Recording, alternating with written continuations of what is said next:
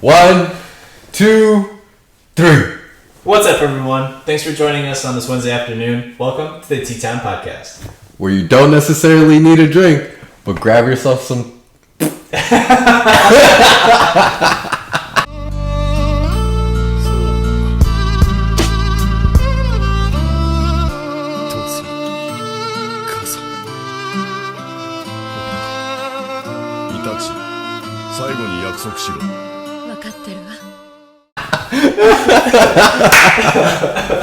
Run it back!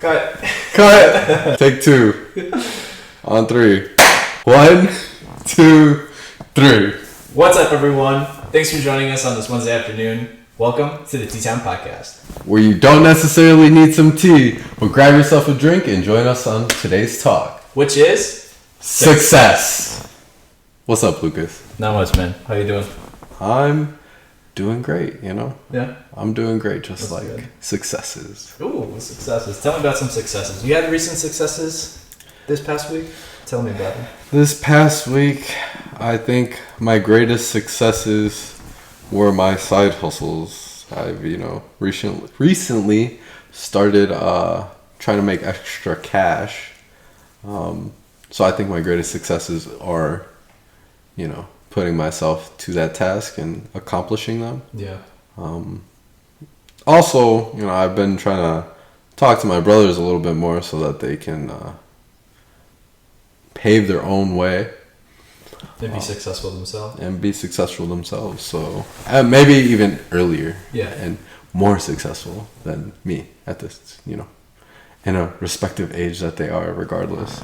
Are you sure they're your son? Because it sounds like they're your brothers. Because it sounds like it's father-son talking. Yeah, but they're the little bros. I want them to be so much more, because I expect so much more out of myself. You know what I'm saying? Yeah. Why would I expect anything less from them? That's a good way to put it. You've had any successes this week? As a matter of fact, yeah. This has been kind of productive, So I guess I've been successful in that respect. I applied to a lot of jobs. Okay, not a lot. Take that back. Lies! Why are you lying to us? Well, I took it back. Okay. All right. I applied to 2 jobs, but and I've done a lot of other stuff around the house or just chores, things I need to get done. So it's been really productive. But applying for the jobs, I used to dread applying for jobs and stuff.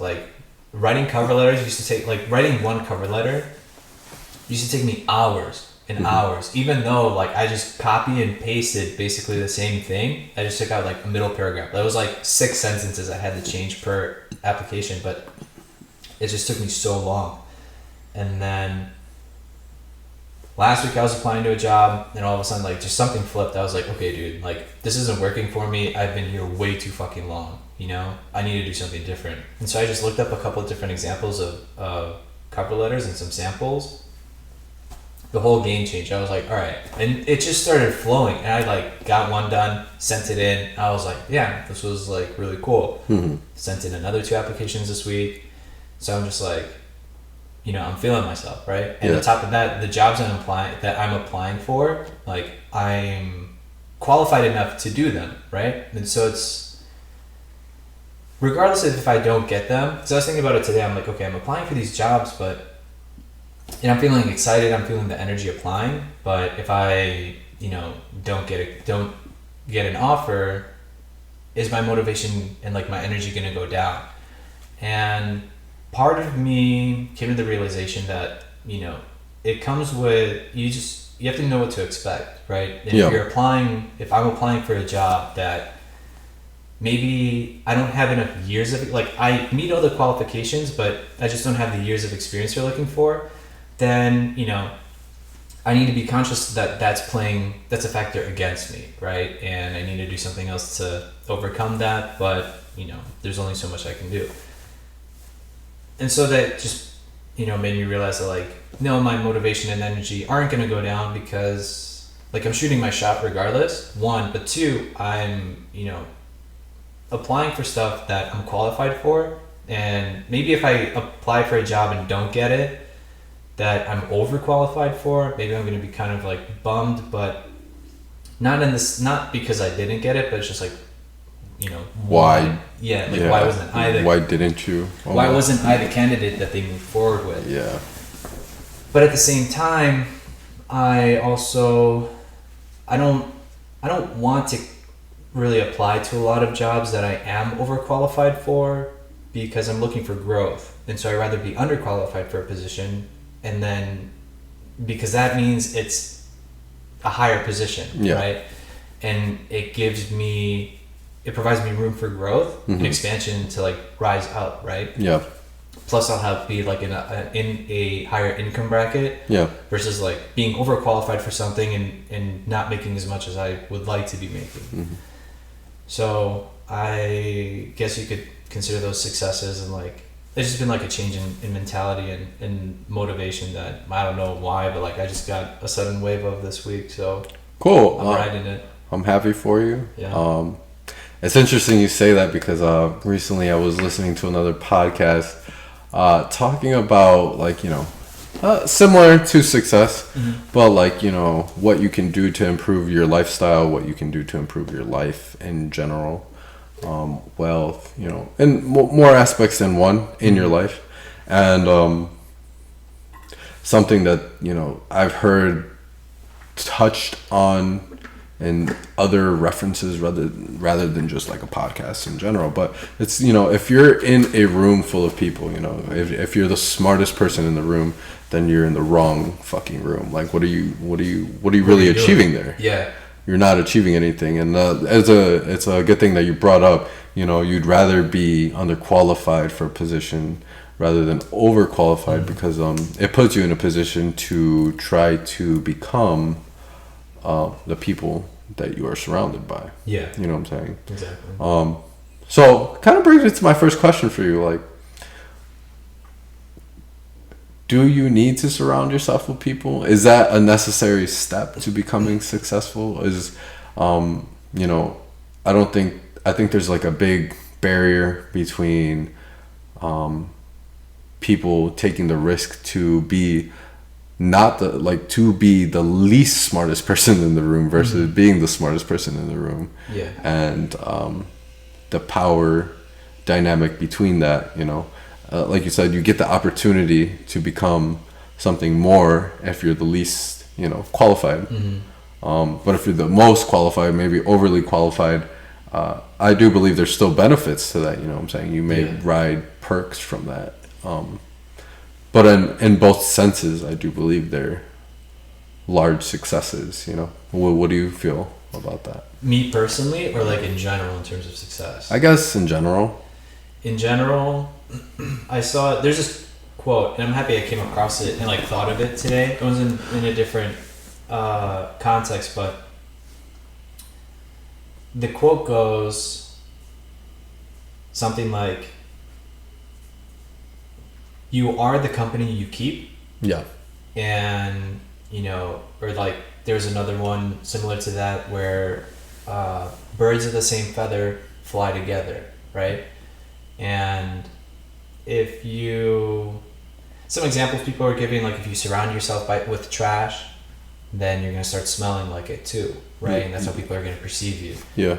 And perception, other people's perception, you shouldn't be held back by like other people's judgments and criticisms, like if they're just angry at you or whatever and being petty. But if people are like genuinely saying things that you could take constructively, then it's important to take that into consideration. But that aside, like I think it's important to surround yourself with the people that you want to become, or that you see yourself as, because it'll be so much easier to connect with people, and because you think together similarly, like along the same train of thought, it's gonna get you to that next step in your life where you need to be, right? If you're surrounded by CEOs and you want to be a CEO, then being in that environment, you're gonna learn how to think like a CEO, what it takes to be that type of person, so you can grow to that position, right? But if you just finished like a PhD program, but you start hanging out with like high schoolers, you're not growing, you're not really succeeding, because here you have a very advanced degree, but you're surrounded with people who like aren't on your level per se. Exactly. Yeah, and so you're gonna be. It's just too big of a distinction, like living on different levels. And I know, I've said this like to you, but like even personally, like in relationships, right? Some people say like, oh, age is just a number, this and that, but having finished grad school now, I can't see myself dating someone in undergrad, because like we just won't be able to like vibe and connect on certain things. Like I'm dealing with issues that person wouldn't be familiar with, or wouldn't know how to support me potentially. And then in the opposite sense, I feel like I'd be more of a big brother and trying to like, oh, you should do this in college to get you here, whereas like that's not a responsibility. It feels like a romantic relationship, You're both adults at that time. Exactly, but we're looking for a romantic relationship, not like, hey, I'm gonna lead you through school and tell you what you should or shouldn't do, right? Like, so yeah, surround yourself with the people. I think that's extremely crucial. It's like if you're surrounded with people who are always pessimistic and negative, you're just gonna be like, dude, this is fucking lame and shitty. You're not gonna be happy. Yeah, you're gonna end up being a negative Nancy. Exactly. Yeah. So no, I think it's important. Yeah. So that to be said, like, at some point, I think the image that you begin to create of success is also driven by your own image, and when you're not fulfilling your image of success, if you're surrounding yourself by people that are successful, I feel like you're lacking something in that point. You know what I'm saying? Like if you're surrounded by success, but you're not achieving success, then like, what comes from that? Yeah, what comes from that? No, it's a really good question. I was thinking about that too. I think on the road to success, I think it's also important to, this sounds like cliche and just very generic, but be open. And I mean like open to everything. Open to the fact that you're gonna be humbled and you need to be humbled. Open to the fact that you need to gain humility, and open to the fact that you can always learn something. Always. No matter what level you're at, you can always keep growing, because success doesn't have a ceiling, right? Like failure has a floor. Success has no ceiling. Yeah, and that's rock bottom. That is a rock bottom. Rock bottom is failure, for sure. Right? Yeah. But no one, but that's the thing. People say like, oh yeah, you hit rock bottom. That's concrete. Like bottom is definitive, right? Bottomed out, yeah. Bottomed out. But when people say that, you're like, you always climb the ladder of success. You always soar to great heights.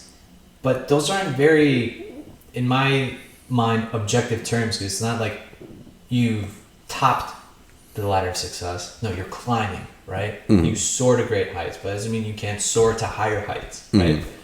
And with that being said, I think that's kind of where like character kind of comes in, where, what type of person are you? Because if you're surrounded by success and you're not achieving success, then it's important. Because you could just get all pissy about it, like, fuck dude, I'm doing all this, why didn't I get it, like, I deserve to be successful. And that's a moment where I feel like you lose it, when you start thinking you deserve something, right? And I'm not saying like the entitledness of, that's what I mean, because like sometimes like you need to recognize what you actually do deserve. Like, I deserve to be treated this way and that way, right?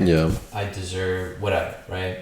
I think to some degree, everybody's entitled to, I guess, a level of respect, but like in the sense of success, you got to work for that shit. Like, you got to understand that failures are a key component to success. You know? And so don't be mad at yourself for failures. I'd actually say be proud of it, because the more you fail, that just goes to show your character, that you're willing to persevere more and harder and like keep going through with it, and you're not easily put down, you know, and you like get over that, and you see successes, you see failures as like a challenge and like learning steps to learn and grow. Like honestly, when you're climbing the ladder of success, failures are the rungs that you climb, right? And like so are achievements, but you got to keep going until you get to like the next one and the next one. You just keep conquering and going and going. Every rung can be failure or success. It just matters that you're progressing upwards in that motion. Exactly. Yeah. It's cool. Like it's cool that you bring up character. You know, I think some people to a certain degree, like if you want to look at maybe the GOATs of like anything, like Michael Jordan, Michael Jackson, Mike Tyson, you know, if we're going to list all the Mikes real quick. But, you know, they were GOATs in their own respect. And there's a certain character that they had, you know what I'm saying? There was like a certain hunger, a certain thirst. If you watched, what is it, The Last Dance recently? I haven't. Which, it's interesting. You should go watch it. It's cool because, you know, you kind of get into the mindset of what Michael Jordan was thinking, and although like he's kind of portrayed to be like somewhat of like a psychomaniac driven to just win, it kind of brings this more human aspect to him where he's got that drive, he's driven to win, and you know he wants to by all costs get to that point, but by no means does that mean he was crazy. He was just very driven. Like he just wanted it that bad. He needed it that bad. He didn't want it, he needed it that bad, you know what I'm saying? And he I guess to a certain extent for his success, he wanted and needed everybody else around him to want it that bad. You know what I'm saying? Yeah. And I think what made him so great is that he elevated everybody in that sense to want it that bad. You know what I'm saying? So do you think he just inspired them to like and gave them motivation in that sense? It's funny. I don't think he inspired them. He bullied them. Like he bullied them. Like you watch throughout the whole documentary and you understand that he's a bully. He was a bully, but necessarily bullying people. You know what I'm saying? You can hear his teammates talk about how during practice one year, one of the teammates got bullied like practice all year long. He's like, hey man, you know, I'll see you tomorrow. I'll see you tomorrow bright and early. You know, I'll we'll get right back at it again. Don't miss your free throws this time. You know, I'm gonna be on you. I'm gonna be on you all day. You know, like so it's just shit talking. Just shit talking, but like it wasn't just him. I think it was Ron Harper. I'm not too sure, but he was on somebody every time, and you know, his teammates would be like, yeah, he was a bully, but you know, after the trials and tribulations of him, we made it to the championships. You know, we made it to the playoffs, and if I wasn't mentally tough to really handle the situations that the playoffs put us in, then you know, you would have flopped. We would have been done. And that was to the credit of Jordan at that point. Gotcha. It also brings me to another point that, you know, within character, success, I feel like also can be... Oh, well, let me ask you, because I kind of believe something a little... Maybe you might believe the same, but is being great at something that's innate in you? Like Michael Jordan per se, right? Or Kobe, you know, like the interview with Kobe and Kendrick, 2017. Looking back on it, when Kobe speaks about being great, it almost sounds like, you know, it was a decision for him. When Kendrick speaks about being great, I don't want to say it wasn't a decision for him, but it was like, you know, almost an escalation. So what do you believe being great means? Are you born with greatness and you cultivate more greatness through that character aspect of yourself, or does greatness become cultivated through your experiences, and maybe coming from a point of complacency? Yeah. No, I definitely. That's a good question, and I will answer it. But I want to touch on some questions I came up with, and maybe kind of define greatness. Okay. First, maybe before we get right into it. Okay. And so one question is, do you think GOATs, like people that are the greatest of all times, do you think they only exist in sports and entertainment, or could it be like in other fields too? No, I definitely think they can exist in other fields. Like Martin Luther King, Gandhi, Mother Teresa. Mm-hmm. Could you say they were GOATs? In an opposite respect, and like in a very, conquerors too. They were GOATs of, I guess, conquering. Their movements and their achievements, like MLK, you could say, like, I mean, he has a day where we, like, it's not just like, okay, yeah, we celebrate him today. We have the day off. Yeah. MLK Day. That's how big of an impact he had. He was the GOAT of the civil rights movement. Yeah. Right?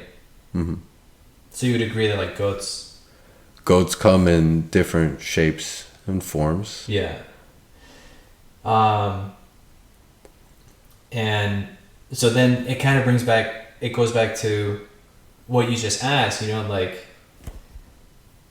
if you can find GOATs in all walks of life, like, what does it take to become one, right? Yeah. And it's funny because I was going to ask you that question too. But I think, because, that interview with Kobe and Kendrick, Kobe's just like, yeah, bro, like, it was clear. I wanted to be the greatest, and that's what I did. Like, I didn't stop till I achieved it, right? Whereas Kendrick didn't have that sort of just hard set, like, yeah, I'm gonna do this, right? And I'm sure that, like, maybe growing up, I don't know how Kobe grew up or like where he grew up, but from what I can tell, Kendrick wasn't maybe in the best of places, right? Like in Compton, and maybe a situation with his parents wasn't as good. He didn't have that many role models. There's gangs and drugs, etc. Like, so maybe he just didn't think that he could because he was just so put down by his environment, right? Mm-hmm. But when I think of MLK or like Mother Teresa or like Gandhi, for example, I mean, again, I didn't know these people personally, but I can't imagine that like one day they woke up, they were like, I'm going to be the greatest of all time in political movements. Mm-hmm. It's... Or the rights of humans, or... Right, exactly. Or, I'm going to, in Mother Teresa's case, like, I'm going to be the woman who saves the most people, or like, because she's a saint now. She got canonized. Mm-hmm. I think that's how you say it. And I can't imagine that she like woke up, she was like, I'm going to do everything I can to achieve sainthood. Like, I'm going to be a mother flipping saint, right? Yeah. No, I think in their cases, they just saw a struggle somewhere, and they were like, dude, like they put past themselves all the negativity that they would receive, all the bullshit and criticisms, and they just set out to accomplish whatever they thought like that they could accomplish, right? Like MLK he was just like, dude, we need our civil rights. I'm gonna fight for that. Mm-hmm. Like almost as simple as that. Same with Gandhi, and they just did it. It's interesting that you say that, because like it almost brings it back to the question I asked you. Like, are you born with it? I think so. Or is it escalated? Are you built into it? Yeah. Regardless, I feel like I answered your question without answering your question now that I think about it. You gave me examples of people that were born with it, you know what I'm saying? Yeah. I don't, to a certain extent, I don't think they were just straight up born with it, You think it was cultivated? To a certain extent, yeah, it has to be cultivated, but I think maybe the way that they represent it is almost as though they were born with it. I think it's born with it, but then... Yeah, I think you have to be born with it. You have to be born with this want for success, because, why are some people why do some people like, not to shit on clerical workers, right? People that are like secretaries or whatever, they get hired at 16, retire at 65, and they've only worked that one job. But they're happy with that. Like, they wouldn't want to work any higher, wouldn't want to work anywhere lower, whatever, right?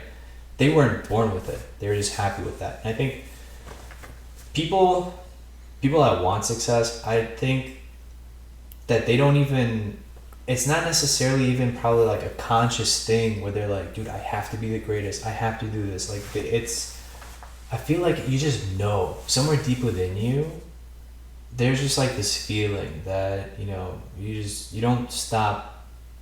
You just keep on pursuing and achieving and succeeding. You're just born with tougher skin. Mm-hmm. You know? Do you think you need tougher skin to be successful? Or do you think, you know, you can, because like, let's think about it this way, Mother Teresa, you know, MLK, what they were striving for, yes, required tougher skin, but I don't necessarily think that if you had tougher skin in the age of racism and prejudice, you know, your ideas would come across, you know, and they'd be put forward and received well, you know. And I guess you can look at modern times now, and you know, the protests and the riots and looting and everything. You know, is it different to say that you have, if they had tougher skin, that their, you know, the reaction to a negative feedback shows that they're not trying to be great? You know what I'm saying? No, I mean, because like, I'm not trying to bring like all of that in, but I'm just trying to say that like at some point, you know, MLK had to face the fact that, you know, people hated him, you know, and if he wasn't gentle enough to accept that, I think there's like a balance between that. There's like a line that you kind of have to draw, that like, you know, you have to have a certain tough skin, but you also have to be gentle enough to get your message across. You know what I'm saying? I guess I'll rephrase it a little bit. I think you need tough skin, but you also need a really good filter, right? And you need to filter out the bullshit and like people just criticizing, like, oh, you know, you this or that, you suck, you shouldn't be here. Like, you know, people shit talking you. Like, you need to be able to filter that out and be like, all right, like, let that bounce off you. Like, that's where you need the tough skin, where you're just like, I'm not even gonna trip about what they're saying. Whereas, you know, the same group of people, or like someone that may be associated with that same group of people that is just always shit talking, but let's say this one person's actually like providing you, they're saying negative things, but like it can be taken as constructive criticism, then you're like, okay, I don't like how he's saying it, but I understand what he's saying and like where that person's coming from. And when you use that to grow, right? And that's where it's important too, because if you don't have that tough skin and just let all the little things get to you, you won't achieve success because you'll be so bogged down and held back by a worry and this anxiety of like what people might think, that you're never gonna take that first step to begin with, you know? And you're just gonna be stuck in this loop of, okay, should I do this? Should I not do that? What if I fail? Like, no. You just have to be like, okay, fuck everyone else. I'm gonna do my thing, you know, and just keep going until, you know, until you die. I definitely think there's an aspect that comes along with, you know, achieving greatness and success, and that aspect is sacrifice. You know what I'm saying? You know, everything comes at a cost. I was telling you earlier about, you know, a real estate agent, his worth is like $250 million, which is crazy. It's a little wild. He owns a property somewhere in between, and you know, an obnoxious sized mansion and like an estate, like just somewhere in between there. He's got rooms that he's never seen before, that he's explored because he went on this interview and he was just like, I've never been in here before, but there's this room. That's when you know when you're like obnoxiously rich. Yeah, you're just obnoxiously rich. You don't even know what's in your own house. You just don't even know, you know? Yeah. But at that point, it's just like, you know, he had this interview and he says that, you know, I made this life for myself and my family. He's like, but there were sacrifices that I had to make. He's like, and he even acknowledged the fact that, you know, he sacrificed time with his children while he was young so that he can work and achieve, you know, what he achieved and his worth, his value, you know, and what it is now. And like that value that he created now, he believes is worth the time or the cost that he had to pay. Yeah. So they're financially stable and well off. And now they really don't have to. The next generations, even after his generation, won't have to worry about that. You know what I'm saying? Yeah. Won't have to worry about anything. Excuse me. But yeah, I feel like part of it is cultivated and part of it is innate. Mm-hmm. You know what I'm saying? Like going back to like Kendrick. He didn't seem like in the interview with Complex. He didn't seem too like in agreement with the way that Kobe said, like, you know. Yeah. It wasn't black and white for him. It was like, you know, I grew up here and I lived here. I lived in Compton. Yeah. And the interview even states like having two different personas or going through a stage where there's a transition from not being great and then reaching that greatness. Not being great and then reaching the greatness for sure. And at some point you can tell that Kendrick was like, you know, it was more of a cultivation. It seems like more of a cultivation because it wasn't until he traveled outside of himself in the area that he knew that there was so much more greater. And that's when you could see the glimmer in his eye, you know, that he's like, yo, there's so much more to this, you know. And I think that's, and so that for that reason, I would argue that in order to be successful, in order to be a GOAT, it is innate and it's born in you when you can realize that potential, when you realize that like it is in you, right? And so with Kendrick, he didn't realize he can start, you know, growing and becoming the greatest until he went out there, right, and saw what else was going on. And someone that's not great, I would argue, would just see that it's like, oh, this is cool, or oh, I never learned something like this before, whatever. Then they'd go home and only tell stories about what they saw and like they were on vacation, etc. Whereas Kendrick was like, oh, this is what they're doing, let me incorporate this. He was like, that's what kind of goes back to like me saying like you have to be open, right? He was able to take in the world around him and be like, okay, I see what others are doing. How can I incorporate that? Or how can I be better? Right? And that's where that innateness comes in. You know, he had to have his eyes open because maybe he just lived in such like a blinded area and space in his life. And then he was like, all right, I can do this. You know, like I feel like I solved the puzzle. You know, like I saw what I needed to see. I'm about that life. It's like after the first time you solve a Rubik's Cube, you know? You're like, I solved it. I could probably solve it again, but faster. Exactly, and like that's where that greatness comes in. Some people will be like, okay, cool, I solved it, and they put it away, and like, that's it. They never do it again. Whereas there's others that just like, you know, pushing the limits. And, I mean... Let me do it with my eyes closed. Yeah. Let me do it with one hand. Exactly. Yeah. And, you know, I never necessarily consider them, but there's GOATs at solving Rubik's Cubes. Yeah. Right? And the great thing about that is, like, they don't stop. They keep driving. They keep pushing. They're like, how can I take off even, like, milliseconds at this point? Let me shave milliseconds. How can I get faster? And then there's other people who are like, how can I be more creative at solving Rubik's Cube, right? Like blindfolded with only your big toes or something like that. You know? It gets ridiculous, but I mean, see, and that, like, I'm going to catch myself saying that because it almost seems ridiculous, but then you also need to realize the greatness in it. That like, wow, people are really pushing this. They're really seeing like the limits of what they can do. And regardless of if this, gets anywhere, like at least they did it. They're pushing the sport, right? Yeah. And so it's just you got to be born with it, I think, and then realizing or like figuring out how you're gonna use that drive. That's like a little different, or just sometimes maybe people either need a push or a realization or like an epiphany moment where they're like, all right, this is it. Like, I'm gonna do it. Kobe was like, bro, I'm gonna be the greatest basketball player ever.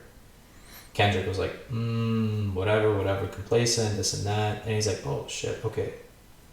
I'm about it. Like I saw what I needed to see. Now I'm about it. I like that. I mean, I think about like complacency and actually being about it. I'm sorry, hold on one second. I think about it as like, there's a point where you have to transition into it. And I don't say you're necessarily not born with it. Like you said, people need pushes. And I also think greatness is born out of failure too. Like you said, greatness it can be born out of something. You just refine your skills through failures, Yeah. It's born out of you. You can pull it out of yourself to be great. Yeah. There's people that can build companies through failures, maybe in a recession, understand like they got a family to take care of. They got kids. They've sold their house. They're selling their furniture. They can't even take care of themselves. But like, they've hit the final cusp of their energy, their resources, and their brilliance, but they haven't yet peaked the next level of the brilliance because they haven't had to pull that out of them. You know what I'm saying? They haven't had to pull it. There was somebody that I was listening to as well that was just, they had reached that point and they were selling their houses. They had downgraded like 3 times. They had sold their furniture. They had kids. They didn't know what to do. And then out of that, she got an idea of how to bring herself out of her situation. And the only thing that she could afford was a card, a business card. And the business card was her, she owned a supply company for construction. And she didn't really own anything. She just manifested and maneuvered that into actuality, because of her situation, which I find interesting because, Kobe on one hand, Michael, born with it, born with it through their failures. It was born out of them as well. You know what I'm saying? Yeah. So I definitely think it takes a certain character, but I definitely think it takes a certain amount of buttons to be pushed that you're just so fed up that you want to be beyond where you're at, And it's like, I guess that's kind of what I meant, where some people just need that push, right? Because you can live comfortably and you just get by, right? But then if you like hit rock bottom, then you're like, dude, I never want to get to this point again. I'm like gonna do everything I can to be the greatest because like fuck this bullshit. And I think that's where like it needs to be born within you, right? Because some people could hit rock bottom and they're like, damn, I need to call on friends to help me get out of this, or like I just need to find a job so I can start making some money and like find another place again and just like live or whatever, right? Like they'll slowly crawl out of the hole only to like lay on the ground again. Yeah. Where some people are like, no, dude, I'm getting out of this hole the second again. I get out. Like, I'm busting out wings and I'm flying. Yeah. I'm leaving. On to the next level. Yeah. Completely. And we've talked about character, right? And how that's like associated with being a GOAT. But I kind of want to throw this into the mix where like, do you think you can be a GOAT if you're an asshole? Nothing about that. But Uh-huh. let's say you may like. All right, so let's say you're an athlete, right? Mhm. You have amazing statistics. You get triple or quadruple doubles, whatever they are, right? Uh-huh. You're always scoring the most points in the game. You literally are like carrying the team on your back, right? Because You're just goals and monster. baskets. Like, Every day is Halloween. exactly. Like, Uh-huh. Yeah. But you're just a jerk. Uh-huh. You don't do anything kind for other people. You're not charitable. And then also in general, you're just like mean to people, reporters, fans, etc. Right? Yeah. Can someone like that still be a GOAT? Oof. That's tough to say because at that point, then you have to refine GOAT all over again. I guess. Or like another example, and I'm not saying he is an asshole, but like Drake, Uh-huh. right? He's broken records Yeah. with his records, right? Yes. He's known around the world, a very popular artist, but can someone say he is a GOAT? Mm-hmm. Because like, if you ask anyone like, who are the greatest rappers of ever that ever lived, right? Biggie, Tupac, Eminem, Nas are probably going to be some of the top, most commonly something, yeah. referenced, right? Why not Drake? If he's beaten all these records, right, and become so popular. Yeah. And I was thinking about him, like, he raps a lot about like women and money, and whereas like the others like rapped about struggle and real life and stuff.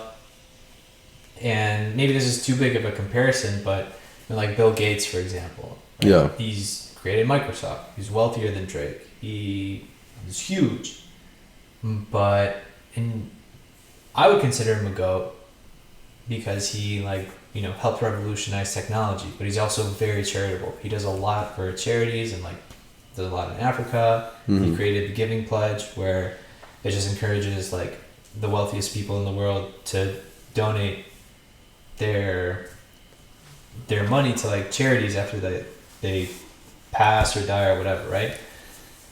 So I guess going back to the question, like, can you be, maybe asshole's too strong of a word. Can you be the GOAT but still just not give back almost? Yeah, or just like, you're. It's fun because like that at that point that's where I think, like I said, you have to like redefine GOAT. Then if we're looking at it subjectively and being like, yeah, this is a GOAT. He does this, breaks records, and he's got great rapport. With in a lot of aspects of his life, or a lot of aspects of the GOAT's life. I don't want to like make a gender of the GOAT, but if you're defining GOAT with like good rapport and actual skill level, then no. I'm not saying that Drake's a jerk or an asshole or anything, but like, then no, I don't think Drake hasn't given back, you know what I'm saying? But at the same time, Drake isn't recognized like other people are because there's a certain standard to rap that people are holding the title of GOAT to, you know what I'm saying? And that's where I'm saying like who's the greatest would have to be solidified and defined by So about these things. Kendrick. Kendrick claims he's a GOAT. Mm-hmm. I would say he's a GOAT. I would say he's one of the GOATs too, you know what I'm saying? But Drake's bigger. Yeah. So Drake being bigger, Which is Kendrick not, why is Kendrick the GOAT? Or MLK, Mother Teresa. J. Cole, some shit like that. They didn't release records. Yeah, J. Cole, right? Yeah. Like Mother Teresa, MLK, Gandhi, they didn't release records. They didn't break any records. They didn't score a single shot probably in like any major sports tournament or whatever, right? Yeah. But they're seen as GOATs, right? Like they didn't.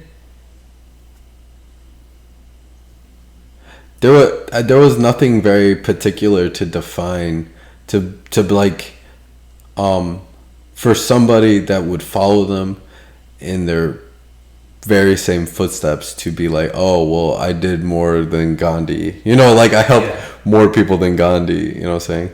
Do you think being okay? So maybe to like give my question a little more focus. Do you think you also need to be a leader in order to truly be a GOAT? Because with that in mind, you could say Kendrick is a leader, right? Mm-hmm. Kobe was definitely a leader. He led, and I don't mean just like lead people, but the sport, or like show a new path, pave a new way, show potential, right? Kendrick's doing that too. He's leading, he's pushing rap to different boundaries, he's doing different things, he's working on his skills and abilities, his lyricism, his wordplay, etc., to try to like do something different and grow and become greater. He's being a leader to his community, whereas like I might argue Drake isn't necessarily, you know, like, has he really done much for the rap game that, you know, where it's just like, wow, he's gonna go down in history as one of the greatest. Like, he's done to rap what no other rapper has done before, right? Like, I understand where you're coming from with it. And I don't mean to the viewers, like, no hate on Drake. I listen to him too. Shout out Drake. Shout out Drake. But like, I hope he, like, everyone can pick up on what I'm saying. Yeah, no, like I get what you're saying. Like, I just picked him as an example. It's like if you compare him to Lil Wayne. Lil Wayne changed up the rap game before Drake came through. You know what I'm saying? Lil Wayne went to jail. Then Drake took over, like, Young Money, and like after that, he was like the headlining star of Young Money. What's crazy is that not that he changed the rap game in like lyricism or delivery, but I think his presence and his energy is what you can say he changed about the rap game. You know what I'm saying? That's funny because like nobody of Lil Wayne. Yeah, I wouldn't consider him great. Like, I'm not a fan. Well, and maybe it's just like my team. I don't have like, my taste of music doesn't allow for him, but I guess I should keep that separate from like whether he's good or bad. You know, like, I should take the subjectivity out. You know, like, I don't know if he's good or not. But yeah, that being said, it's just like I said, I think what Drake's brought to the rap game is more a hybrid of like pop, rap, and presence, and somewhat to a certain extent delivery, and it wasn't lyricism. I guess one thing I could give to Drake is that he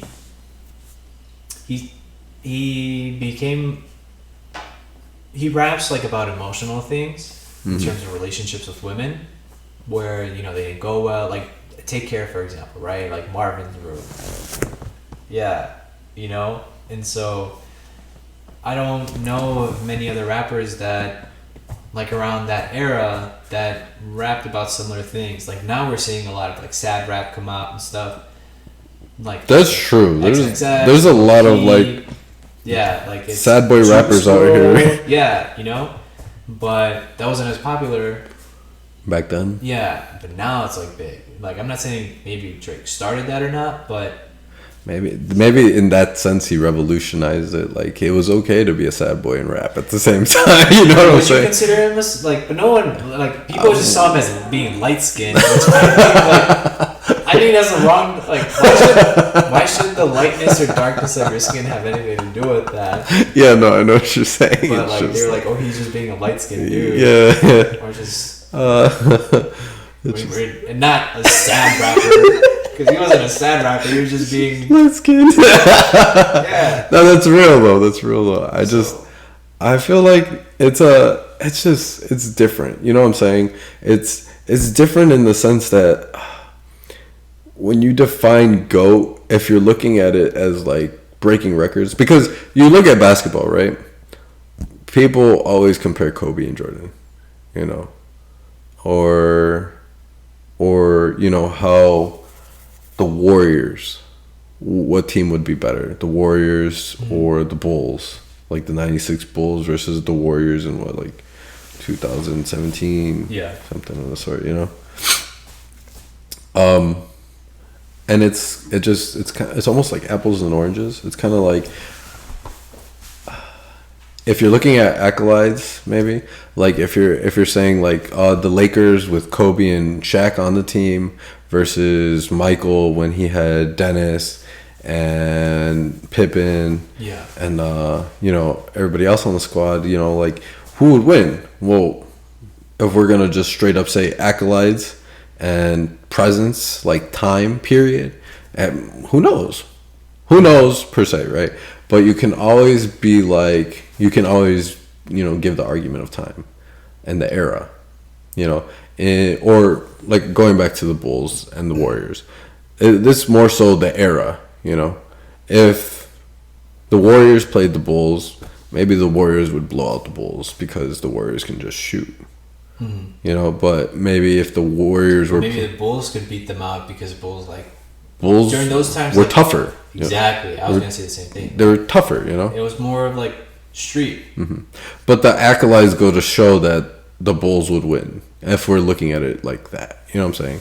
Yeah. And then if we're looking at like GOATs and we're defining GOATs as accolades versus, I think, character, because I think that's where a good distinction can come from. Like, if you're going to be a GOAT, I guess it's overall, it's character, it's accolades, and then it's like impact all at the same time. Yeah.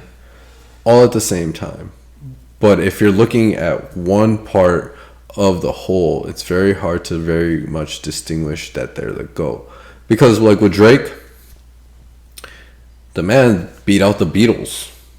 He's got more number ones than the Beatles. Like, they were up there. Like, he's broken a lot, yeah, a lot of records, and he's made a lot of records. He's really changed up the music, R&B kind of scene, rap scene. But has he changed it, or has he just... He's had a large impact on it, you know what I'm saying? But, okay.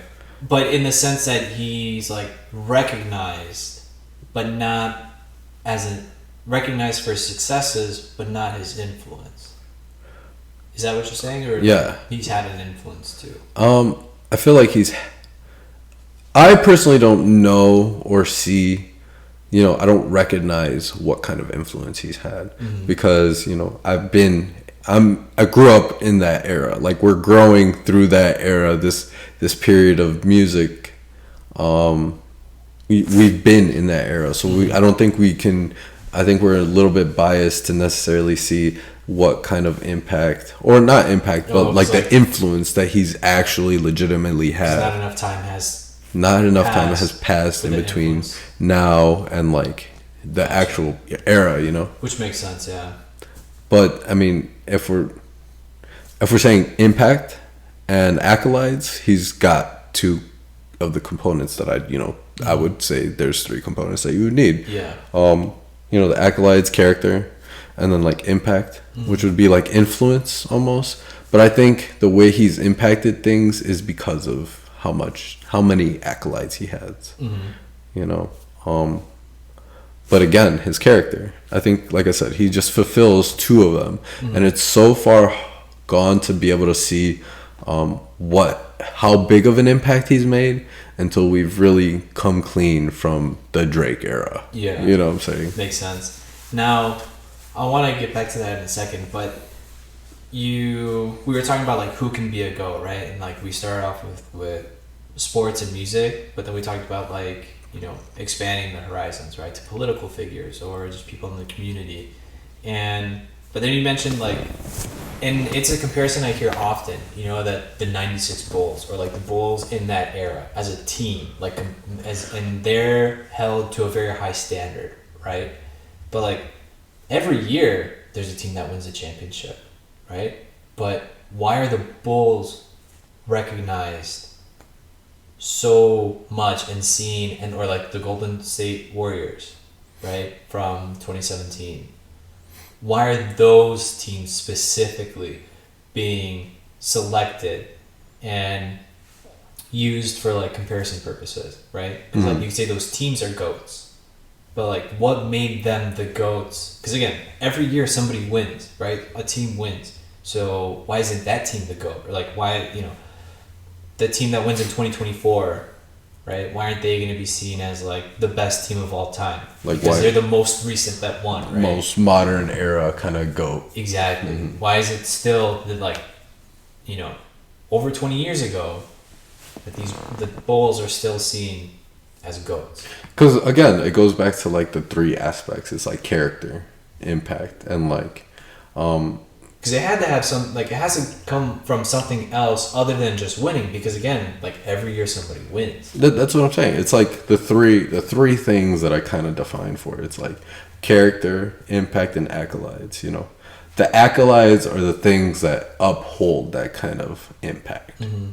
And there's so many reports and documentaries on the Bulls. We've lived through the era of the Warriors. We've lived through the era of like Floyd Mayweather. Like that's the thing. The impact is seen through the accolades. Yeah. And it's not until that era is over that you can really say, this is why, and like going back to your question, why isn't the modern day winner the GOAT? It's because I feel like people hold greatness to consistency as well. If you're gonna be great, you have to be consistent. And there's so many other factors that go into it too. Like maybe one year there just wasn't, like, the talent pool in the NBA wasn't as high, right? Like, let's just say there was a phase where, you have the greatest player of like the year or the season, but that greatest player would be ranked in between like top 10 and top 20, maybe during the era of like the 96 Bulls, whereas now he's like ranked number 1. Does that make sense? Like, the talent pool is different. Yeah. One question before we, kind of close a little bit. What do you think your greatness is? Like, let me like define it for you, you know what I'm saying? Are you defined by your accolades, your personality, or is it your impact? Like, by those three standards for greatness, right? What would you say that your greatness is? What would you bring for the argument of greatness or success, I think it wouldn't be the accolades. Thinking impact, what was the other one? And like personality. I think character. I think character. Of those three, my greatest would be like character, because I think I definitely, that like shines the most for me. And impact, I could have impact on people, but I have more to give to people from my character, personality. Yeah, definitely. It's interesting you say that. What about you? I think, for me personally, it's character too, but only because I find that my gift as a person is having relationships. Being able to communicate with people and being able to express ideas. And I'm not saying I'm the GOAT of it. I'm just saying that like my greatness, or what I understand that people recognize as a part of greatness from me, is the way I communicate, the way I exude my character towards people. Yeah. I try to be humble, but nonetheless, we always have our egos and whatnot. But at the same time, that's what I feel I bring to, if I had to defend my GOAT status, if I had a GOAT status, I think right now it's character, because that's now that I think about it, like, it's definitely character. It will, and my character will never go away. Like, I'll always be great at giving that, but I think the place where I see myself, where I want to be, like the career, not specifically like the title or the position I want, but what I want to be doing and the achievements that I want to have, I think my impact is going to become my greatest. Because of what I want my impact to be, what I want to do for the world, what I want to do for people and myself. My impact is definitely going to come through. I just need to get there. What's interesting is that the way that we speak about our own greatness is cultivating.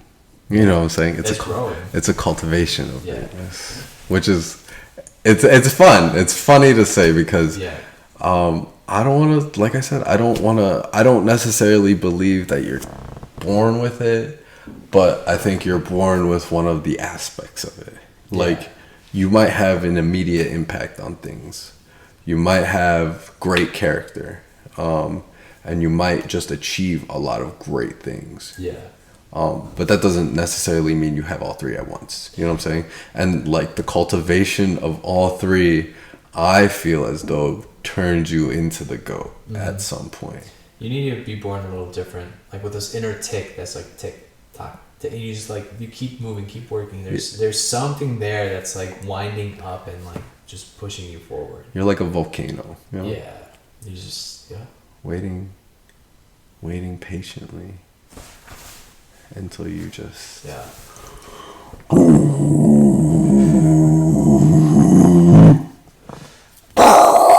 you know, set fire to the world, turn it upside down. Exactly. Be a mover and a shaker. Be a mover and a shaker. That being said, so if you had to be an apex predator, fun question, what apex predator would you be? Because apex predators are the goats of their own situations. They are the goats. It'd be of air or sea. Like, I wouldn't want to be a land apex predator. I feel like you're still confined, you know? Yeah. Whereas, like, the sea is beautiful, like the oceans and stuff. But if you can fly, you can literally go anywhere. You just can't see underwater, you know? So you miss out on that whole other world. I don't know, but a killer whale would be pretty badass, I think. I'd be a hawk. Yeah. I'd be a hawk. That'd be like my second. I'd be the flying... Like a hawk or an eagle or something. Hawk or an eagle, flying apex predator. Their wings are obnoxiously large. Dude, they take down animals like deer and moose and just fling them off the side of a mountain, bro. Like, and then eat them. Eat them afterwards. They're about it. They're like, there's my food for the day. Yeah. No, this shit's nuts. Well, something like that. I hope that, going forward, me and you can both continue to cultivate our greatness. Yeah. Let us know what you think your apex predator would be, land, sea, or, the air. Yeah. Let us know what you think it takes to be successful. What does success mean to you? Where do you see yourself as being successful? We'll link the Kobe Kendrick interview in the description below. Just in case you haven't seen it already. It's a little old, but greatness holds its value over time. Absolutely. And if you have watched it, watch it again. And if you already watched it again, watch it yet again. Run it back. Well, that's it for Tea Times, folks. Thanks for joining us. Have a good night. We'll catch you on the next one. Peace. イタチ、最後に約束しろ。